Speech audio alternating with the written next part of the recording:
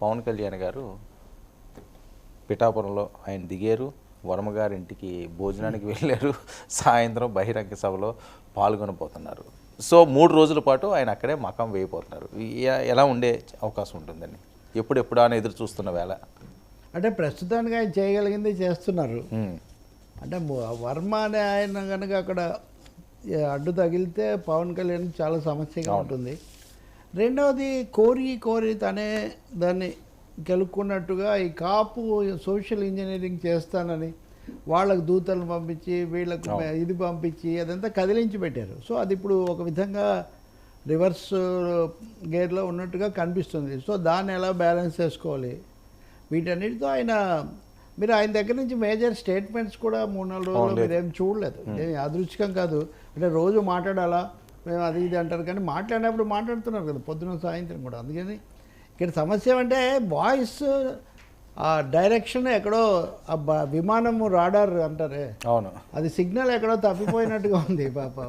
Public voters తర్వాత weather condition బాగానే ఉంది కదా సార్, సిగ్నల్ తప్పుకోవడానికి కారణం ఏంటి? వెదర్ కండిషన్ అంటే మన కండిషన్ బాగుండాలి. వెదర్ కండిషన్ బాగుంటే సరే, పైలట్ సరిగ్గా దాన్ని నడిపించాలి. పొత్తు కండిషన్ లో ఉన్న పొత్తులో ఇవన్నీ మ్యాచ్ సింక్ అవ్వాలి కదా. అవును, సింక్ ఎక్కడో దెబ్బతింది. ఏది బీజేపీ టీడీపీ జనసేన ఈ కాంబినేషన్లో సింక్ చాలా చోట్ల దెబ్బతింది. అంటే internal problems plus external combination problems ఇవన్నీ కలిసి పరిస్థితి వచ్చాయి.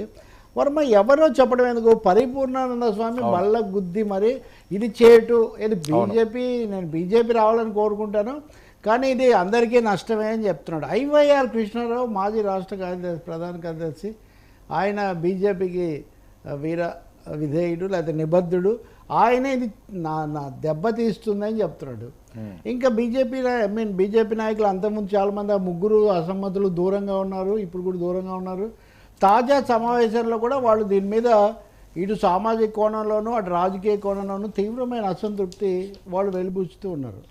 నిజానికి వీళ్ళిద్దరి మధ్యలో పవన్ కళ్యాణ్ కొంచెం తక్కువగా మాట్లాడుతున్నారు, కానీ బీజేపీ అయితే ఇప్పటి వరకు ఈ పొత్తు అనే దాంట్లో వాళ్ళు దీంట్లోకి పట్టాల మీదకి వచ్చిందే లేదు.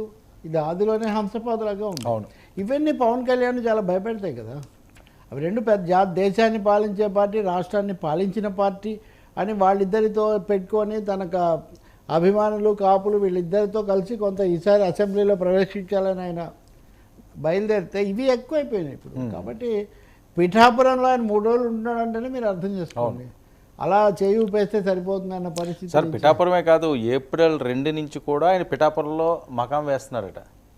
ఏప్రిల్ 2 నుంచి పిఠాపురంలోనే ఆయనకు దాన్ని కాపాడుకుంటే తప్ప ఇంక ఇప్పుడు ఆయనకు ఒక విధంగా మనుగడ సమస్య వచ్చింది, ఎగ్జిస్టెన్స్ ప్రాబ్లం. జనసేనకే కాదు సేనానికి కూడా. ఓకే, సేన అంటే సేనానే ప్రధానంగా ఇప్పటి వరకు కూడా. సేన కూడా కొంచెం కలతలతో అటు ఇటు కొంచెం చెల్లాచెదురైన పరిస్థితి కూడా ఉంది. ఇలాంటప్పుడు ముందు తను ఉంటే తప్ప, తను నిలబడితే గెలిస్తే తప్ప కుదరదు అన్న ఒక ఖచ్చితమైన వాస్తవాన్ని ఆయన గుర్తిస్తున్నాడు.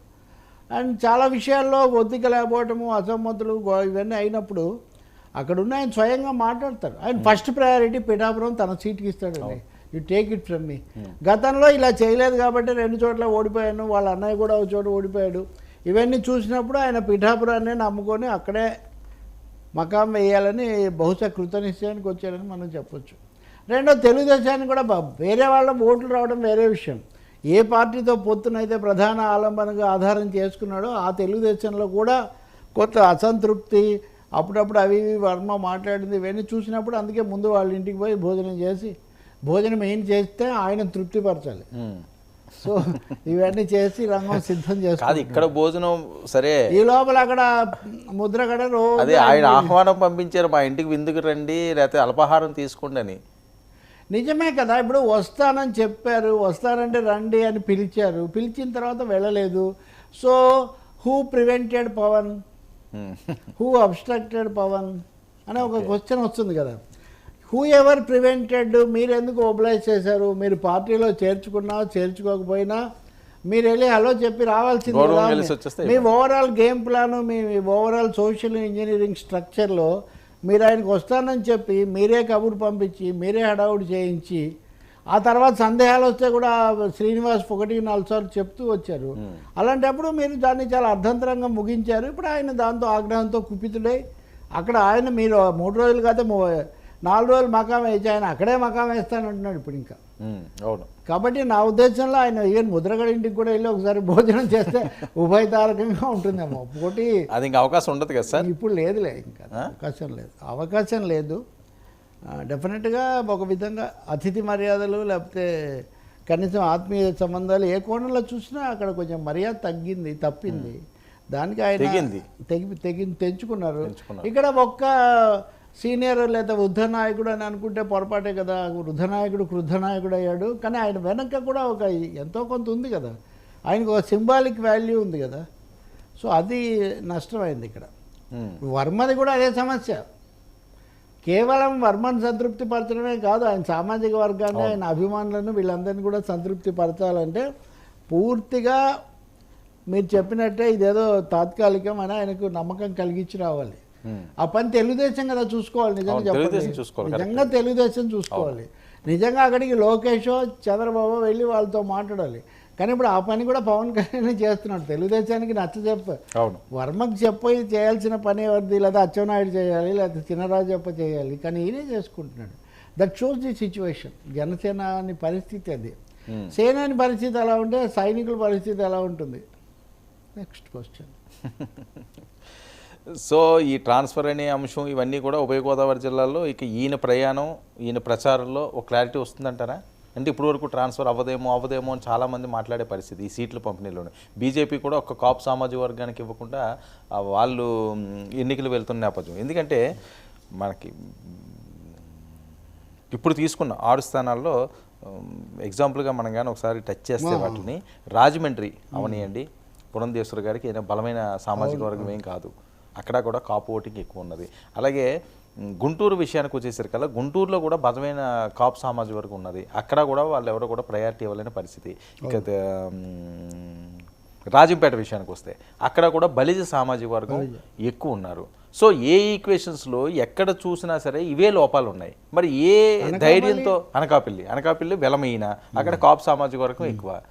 నెక్స్ట్ గీతా గారి విషయానికి వస్తే ఆయన కమ్మ, ఈవిడ వేరే. సో ఇలాంటి ఈక్వేషన్స్లో ఈ సీట్లు ఇస్తే ఇంకోటిసారి పెద్దగా ప్రచారం జరుగుతుంది.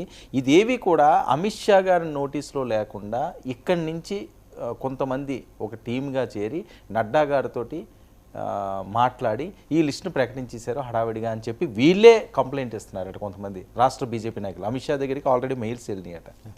ఒకటి వర్మ, ఇవన్నీ కేవలం కులాన్ని బట్టి జరుగుతాయని మనం చెప్పలేం. కానీ ఈసారి జరిగింది ఏంటంటే పవన్ కళ్యాణ్ అవసరాన్ని మించి ప్రతి సమావేశంలో ప్రతి సభలో కులాలు అని మాట్లాడుతూ వచ్చారు. అంటే మాట్లాడవచ్చు, అందరూ మాట్లాడతారు. ఈ రెండు కులాలైనా ఎంతసేపు అనే ఒక ప్రశ్న ప్రధాన